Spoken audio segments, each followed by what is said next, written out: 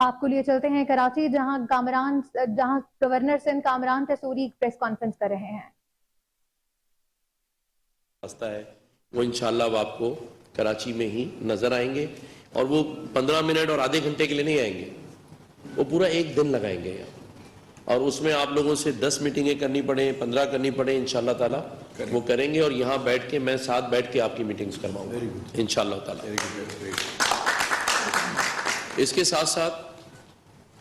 دیکھیں، ہم یہ لفظ بچپن سے ہم سنتے آ رہے ہیں، اور آپ نے بھی سنا ہوگا کہ کراچی معیشت کا ہب ہے، کراچی روشنیوں کا شہر ہے، لیکن کراچی کے ساتھ جتنی زیادتی اور ظلم پچھلے کئی دہائیوں سے ہو رہا ہے، اس کی کوئی مثال پورے پاکستان میں نہیں ملتی۔ پہلے تم دنیا میں کہتے تھے، اب پاکستان میں نہیں ملتی۔ کراچی کے علاوہ پورے پاکستان کے جتنے شہر ہیں وہ ترقی بھی کر رہے ہیں اور پھل پھول بھی رہے ہیں، لیکن کراچی کو جسے کہتے ہیں نا بالکل اگنور کیا ہوا ہے۔ چاہے آپ یہاں کے روڈ راستے لے لیں یا انڈسٹریل زون لے لیں، ایک وہ جام صادق برج کی بات ہمیشہ آتی ہے، اسی کو لے لیں، اس کو دیکھ کر ایسا لگتا ہے کہ کبھی خودکشی کرنی ہوئی تو ہمیں کرنے کی ضرورت نہیں پڑے گی، اللہ نہ کرے کسی دن وہ خود ہی لے ڈوبے گا۔ لیکن ہم سب چیزوں کو درگزر کرتے رہتے ہیں اور کر رہے ہیں، کوئی سنوائی نہیں ہے، اور اس وجہ سے یہ حال ہے کہ آج آپ 1 اور 2 بلین ڈالر جا کے دنیا کے سامنے، IMF کے سامنے ہاتھ پھیلا رہے ہیں۔ تو میں تو پرائم منسٹر صاحب سے بھی کہا ہے اور بھی لوگوں سے کہا ہے کہ آپ اگر کراچی پر تھوڑی سی توجہ دے دیں، جو یہاں کام کرنا چاہتا ہے اس کو تنگ نہ کریں۔ ایک مثال ہمارے پاس موجود ہے، میں نام نہیں لوں گا، ایک شخص جس نے ہمارے یہ تمام جو انیشیٹوز تھے جس میں راشن باقی چیزیں بھی تھیں اس میں اپنا حصہ ڈالا، تو آج 2 3 ادارے ان سے یہ سوال کر رہے ہیں کہ تم نے راشن کہاں سے بانٹا، تم نے سپورٹ کیوں کی۔ تو اگر ایک طرف بھکاریوں کی طرح 1 بلین ڈالر کے لیے ہاتھ پھیلا رہے ہیں، اور دوسری طرف اگر آپ کے ملک میں رہنے والا ایک بزنس مین لوگوں کے حالات دیکھ کر، ان کی تکلیف دیکھ کر اپنے اور اپنے دوستوں کے ساتھ مل کے ایک کار خیر میں حصہ ڈال رہا ہے، تو اگر آپ اس کو نوٹسز دیں گے تو کون آ کے کام کرے گا؟ یہ تو بڑی زیادتی ہے۔ مطلب آپ کوئی اچھا کام کرنا چاہے، کاروبار تو چھوڑیں، اس میں تو آپ دیتے ہی ہیں 40 نوٹس ہر ایک کو، لیکن میری یہ درخواست ہوگی سبھی سے جو ارباب اختیار ہیں کہ وہ اس قسم کی چیزوں کا نوٹس لیں، لیکن نوٹس خود لیں، نوٹس بھیجیں نہیں، کیونکہ اس سے ہوتا یہ ہے کہ پھر میری اس بزنس مین سے بات ہو رہی تھی، وہ کہہ رہا تھا میرا تو دل چاہ رہا ہے کہ میں پاکستان چھوڑ کے باہر جا کے بیٹھوں، کیونکہ اگر میری والدہ کو بھی نوٹس آ جائے اور مجھے بھی نوٹس آ جائے اور میری کمپنی کو بھی آ جائے تو یہ تو بڑی زیادتی ہے۔ لیکن بہرحال میں آپ کو یہ یقین دلاتا ہوں کہ اس نوٹسز کا کوئی ان کو فائدہ نہیں ہوگا، ہم آپ کے ساتھ کھڑے ہیں، پوری ٹریڈ بھی کھڑی ہے، گورنر بھی کھڑا ہے، اور آپ کو زیادتی کا شکار نہیں ہونے دیں گے۔ آج جو اسلام آباد میں میری 3 منسٹریز کے ساتھ اور جو پرائم منسٹر سے میٹنگ ہوئی ہے، اور جو پچھلے دنوں ہماری اسی تاجر برادری اور صنعت کاروں سے ہمارے جو آرمی چیف ہیں جنرل عاصم منیر صاحب آ کے ملے ہیں، میں یہ سمجھتا ہوں کہ اس سے 2 فائدے تو ہمیں فوری نظر آ گئے ہیں۔ آج آپ دیکھیں ڈالر جو ہے وہ 20 سے 22 روپے نیچے ہو گیا ہے، اور سب سے اچھی چیز جو ہوئی ہے، جو ابھی ہم ڈسکس بھی کر رہے تھے، کہ لوگوں میں اعتماد جو ہے بحال ہوا ہے،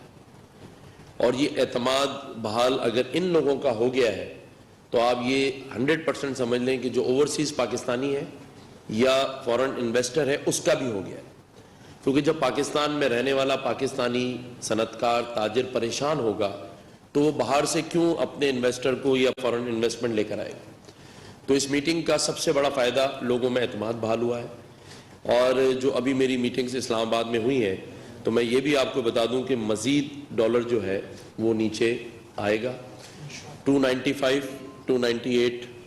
یا 300 تک یہ آ کے اس میں ٹریڈ کرتا رہے گا، لیکن 300 سے اوپر نہیں ہوگا یہ۔ تو یہ اگلے 2 ہفتے میں آپ دیکھیں گے کہ یہ اور 8 سے 10 روپے آپ کو 15 روپے نیچے نظر آئے گا۔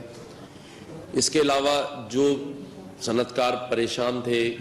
کہ اسمگلنگ ہو رہی ہے افغانستان کے بارڈر سے یا باقی جگہوں سے، اس پر بھی شدید جسے کہتے ہیں کریک ڈاؤن وہ صرف ہوگا نہیں بلکہ جاری اور ساری رہے گا. جیسے ابھی زبیر موتی والا بھائی نے کہا کہ آپ نے جاری رکھنا ہے, اسی طرح وہاں جو بات ہو رہی ہے اسلام آباد میں, یہ تسلسل جاری رہے گا اور ساری رہے گا, اس لیے کہ اب یہ عزم کر لیا گیا ہے. اور میں مبارکباد دے رہا ہوں ہمارے تمام صنعت کاروں تاجروں کو کہ حکومت نے بھی اور ہمارے آرمی چیف نے بھی, اس کا مطلب پوری آرمی نے یہ ڈیسائیڈ کر لیا ہے کہ جس طرح وہ سرحدی دہشت گردی کا مقابلہ کرنے کے لیے دنوں رات کھڑے ہیں, اس طرح معاشی دہشت گردی, کیونکہ میں دہشت گردی اس کو اس لیے کہتا ہوں کہ ہم پہ مسلط کی گئی ہے. بیرونی طاقتیں یہ نہیں چاہتی کہ ہمارے پاس جو گیس اور آئل کے ریزروز ہیں وہ ہم ان کو استعمال میں لائیں, یا جو بلوچستان میں آج کئی عرصے دراز سے معدنیات ان پہاڑوں میں ڈھکی چھپی ہیں, وہ کسی سازش کا حصہ ہیں جس کی وجہ سے نہیں ہوئی. اسی طرح پی آئی اے جو ایک ایسا ادارہ بن چکا ہے جس میں سوائے نقصان کے کوئی چیز نہیں ہو رہی, تو آپ کے ٹیکسوں کا پیسہ وہ اس میں جا رہا ہے. تو یہ بھی میں آپ کو بتا دوں کہ پی آئی اے کو پرائیویٹائز کرنے کی ساری تیاریاں ہو چکی ہیں, اگلے 2 سے 3 ہفتے میں یہ عمل بھی ہو جائے گا. اور ایسے سارے ادارے جس میں کروڑوں اربوں روپے نقصان ہو رہا ہے پاکستان کا, تو یہ سارے سٹیپس لیے جا رہے ہیں اور انشاءاللہ تعالی پاکستان کی جو معیشت ہے وہ مضبوط ہوگی. زبیر بھائی ہر میں آپ لوگ سب اطمینان سے رہیں. اور جو انویسٹمنٹ ہے, یہ سب سے بڑی بات میں جو بتانے لگا ہوں, ہمارے جو خلیجی ممالک ہیں, گلف کے جو ممالک ہیں, ان سے تمام بات چیت مکمل ہو گئی ہے. آنے والے چند دنوں اور مہینوں میں آپ کے اس پاکستان میں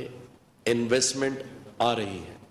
پہلے تو صرف زکوٰۃ خیرات کی بات ہوتی تھی, ادھار کی بات ہوتی تھی, قرضوں کی بات ہوتی تھی, لیکن یہ ڈائریکٹ انویسٹمنٹ ہے جو آپ کے پاس آئے گا. تو میں سمجھتا ہوں اگر انویسٹمنٹ آ جاتی ہے اور ہمیں ریلیف ملتا ہے تو ہماری معیشت مستحکم ہوگی, استحکام آئے گا. اور بہت ساری ایسی چیزوں پہ دن رات کام ہو رہا ہے, جہاں ہمارے یہاں ان لیگل امیگرینٹس افغانیز کا مسئلہ تھا, وہ بھی سارا فائنلائز ہو رہا ہے کہ یہ اب اسی طرح سے کراچی اور باقی جگہوں پہ نہیں گھومے پھریں گے, ان کو جو ان لیگل ہیں ان کو واپس بھیجیں گے. اسی طرح سے ایسے مسائل جن پہ 10-10 سالوں سے کوئی فیصلے نہیں ہوئے, انشاءاللہ تعالی آنے والے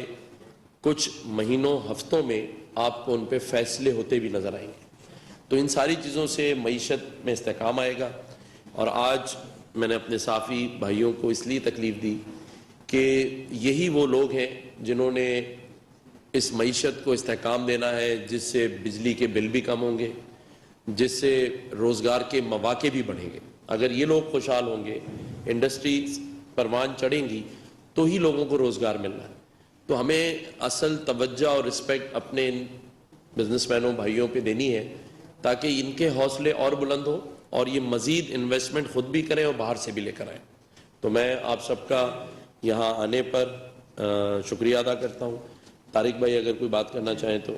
کریں, ماشاءاللہ ہمارے چیمبر کے صدر ہیں.